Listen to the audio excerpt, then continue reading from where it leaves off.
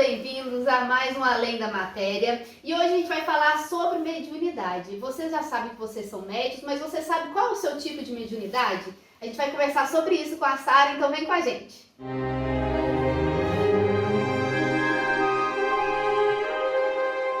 Oi, Sara! Ei, Mari, que bom te ver aqui. Bom também, fico muito feliz em a gente estar mais um capítulo aqui do Além da Matéria. Sim. Sabe, toda vez que a gente fala sobre mediunidade, a gente tem uma grande repercussão. Todo Sim. mundo quer saber um pouco mais, tem algumas dúvidas. E aí, tem dúvidas, né?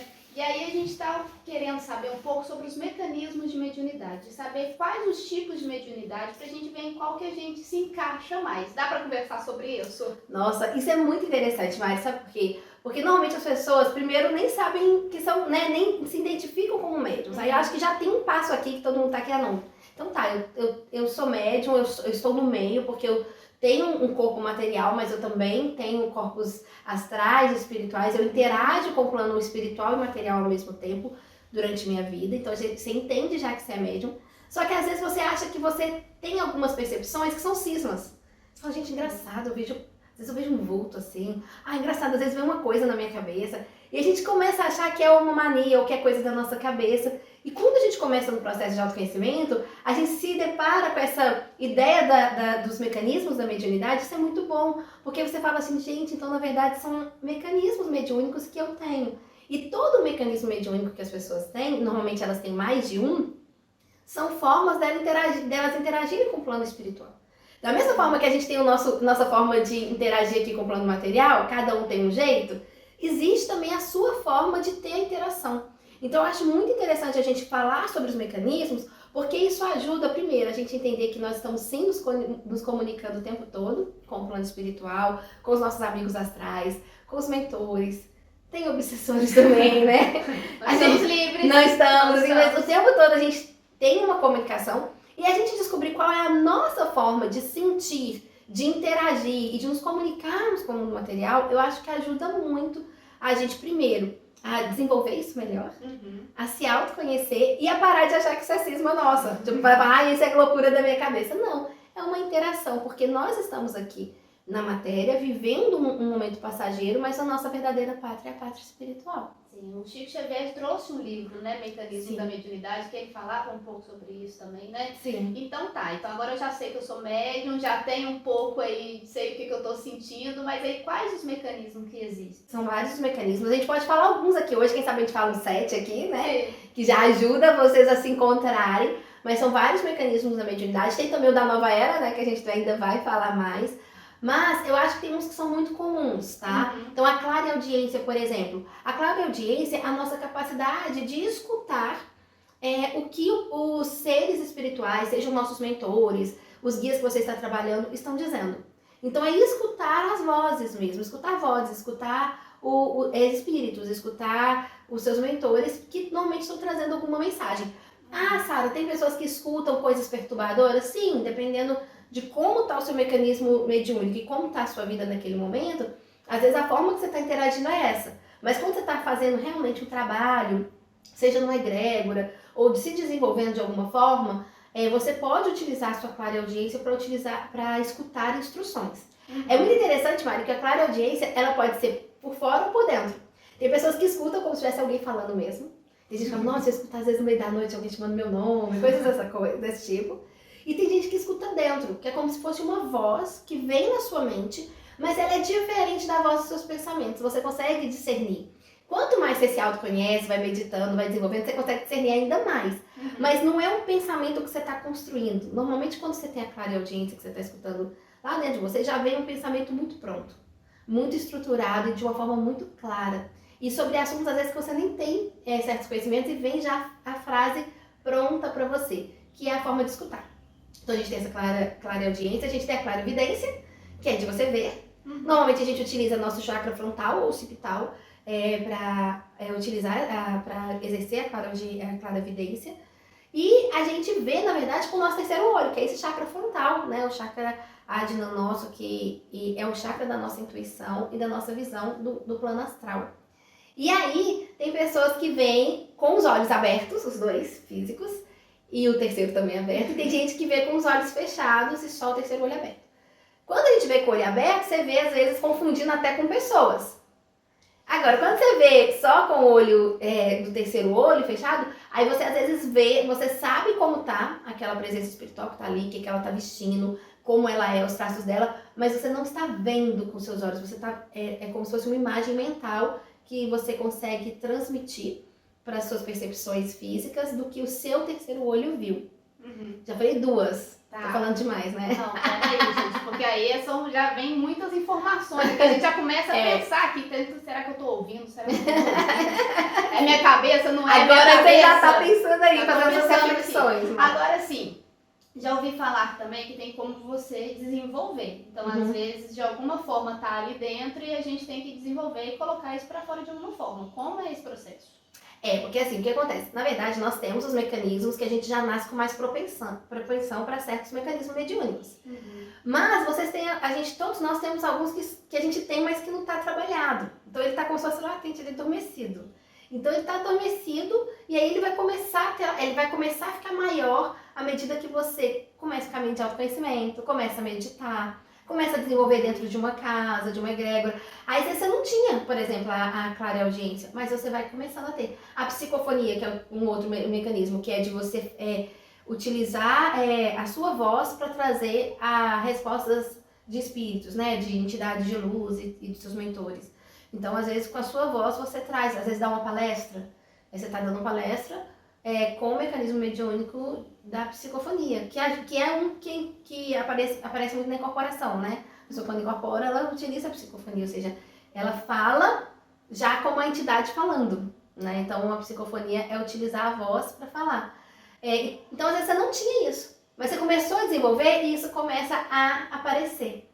Então, você pode, além de você ter os seus mecanismos, que você às vezes já tem e já está desenvolvendo, você pode desenvolver outros. Entendi. Agora voltando lá na clarividência que a gente estava falando. Vamos lá. Porque a gente enxerga, criança que tem muito dessas coisas, né? De falar, eu tenho meu melhor amigo que tá aqui, só ele que tá vendo. E aí já tem isso, já tá nela, e aí com o tempo às vezes perde isso. A gente vê muitos casos de criança que tem o melhor amigo até, sei lá, 5 anos, e aí depois foi embora e a pessoa não volta a enxergar, né? Assim. Mas tem a ver também com esse mecanismo ou não? Toda criança é mais suscetível para enxergar ou não tem nada a ver? Não, tem tudo a ver, porque a criança até 7 anos, ela tá concluindo a encarnação dela aqui na Terra. Então ela tá formando o corpo etérico dela e ela acaba de formar aos 7 anos, mais ou menos ali naquela faixa. Então ela, na verdade, ela tem uma sensibilidade maior do que os adultos, principalmente crianças até 4 anos. 4 anos, você às vezes tem muitas crianças que estão muito mais no plano, interagindo com o plano espiritual do que com o plano material. Então, elas naturalmente veem os mentores, o anjo da guarda e falam, eu tô com meu amigo aqui, tô conversando, porque elas têm essa clarividência. Só que aí a gente vai ficando, a nossa racionalidade, nosso neocórtex, o neocórtex vai se formando mais, e a nossa racionalidade vai tomando conta, e a gente vai se adensando mais na nossa encarnação material, e a gente muitas vezes vai fechando esse mecanismo. Então, normalmente a criança que tinha muitos amigos invisíveis, ela já veio no DNA dela espiritual a clarividência. Ela, se começar a desenvolver, vai voltar. A gente mesmo que atrapalha em algum momento, né? Sim. Tá, e aí, o que mais? A gente tem desdobramento consciente, que é a projeção astral. Então, pessoas que têm facilidade de fazer projeção astral ou projeção de consciência. Projeção astral é que você projeta o seu corpo astral e você conscientemente sai do seu corpo. E aí você caminha nos lugares e tal. Ou a projeção de consciência, que é você vai expandindo essa consciência e você, estando sentado aqui, consegue ver o que está acontecendo lá fora, em outros lugares, em outros planos também. Está presente aqui, mas consegue ter a noção do todo. Do todo, dos outros planos. É muito interessante isso. Eu estou aqui tentando identificar onde que eu vou. E eu acho que vocês que estão assistindo aí também devem estar assim, né, gente? Porque eu estou conversando com ela aqui já pensando... Para que lado que... Tem a psicometria, que também é a questão de você, quando você encosta em objetos, pessoas, você consegue ver a energia que está relacionada àquilo, ou coisa que aconteceu no passado, ou a energia, ou algo do presente. Então é o contato com objetos ou com pessoas, e você nesse contato vê algo. Que talvez eles falam, muita gente fala assim... essa pessoa tem um dom de... que na hora, assim, profético, assim, que abriu pra ela. Eu olhei essa pessoa e de alguma forma eu falei, não, eu acho que ela vai engravidar no que vem, sabe aquela coisa? Ou, nossa, ela já passou por essa situação, ou com objetos. Então é uma forma de você recebe informações que a pessoa não te deu, ou que aquele objeto não traz em si, mas são informações que estão no registro acásticos, nos registros etéricos daquelas pessoas. Você consegue pegar. Consegue pegar? Gente, tem essa também. E tem os sensitivos, intuitivos, que eu acho que é o que a grande maioria são. O que é o sensitivo? São pessoas que têm intuições afloradas. Sabe quando você conhece a pessoa, você tem uma intuição, você fala, isso vai dar certo, isso não vai. Então, assim, as pessoas que têm uma intuição que diz muito são pessoas sensitivas. Então, eu acho que tem também os sensitivos. A gente tem o que são mediunidade de cura espiritual, que são pessoas que têm as mãos, os chakras manuais e os chakras axilares muito desenvolvidos, que traz uma energia que pode ajudar a fazer curas etéricas, cirurgias espirituais. E tem também os inspirados, que a gente fala que é um mecanismo de mediunidade de inspiração, que é diferente dos sensitivos, que os sensitivos têm mais a ver com a intuição e com o sentimento. Você entra num lugar, aí o sensitivo ele tem a sensação. Vamos supor que teve uma briga enorme naquele lugar, ninguém falou nada. O médico que é mais sensitivo, ele sente que teve alguma coisa ali. Algo não tá encaixado, sabe? Não tá no lugar. Não tá no lugar. Teve algum problema aqui nesse ambiente, ele é sensitivo. O médico que é inspirado é mais aquelas pessoas de inspiração no corpo mental, de insights, sabe? Assim, de inspirado, de alguma forma, a pessoa tá ali, tá caminhando da sala pro banheiro. Aí vem uma informação. O pente baixou, né? Aí você é mais... O mecanismo de unidade de inspiração é diferente do sensitivo, porque o sensitivo é mais um sentimento na intuição. A inspiração é mais no plano mental. E a gente tem também a psicografia, que é escrever. Então são vários os mecanismos, mas eu acho que o mais importante é a gente saber que a gente pode desenvolvê-los e que seja pro autoconhecimento, que não seja uma coisa de curiosidade, mas que, nossa, que isso me ajude de alguma forma a me autoconhecer e também a ajudar o próximo, a levar uma cura, enfim. No começo da nossa conversa, você falou sobre o mecanismo da nova era. Sim. Né? A gente tem muita referência de grandes médios, né? Principalmente no Brasil, o Divaldo, o Chico Xavier, mas agora parece que é um novo formato, né? Dessa nova era. Então você começou a falar um pouquinho disso lá no começo, então só concluir essa parte pra gente entender também. Da nova era, porque tem essas crianças estreladas, principalmente as crianças do novo milênio, que hoje já são adultos, né? Recém-adultos, e é justamente o mecanismo da canalização, que é diferente da incorporação.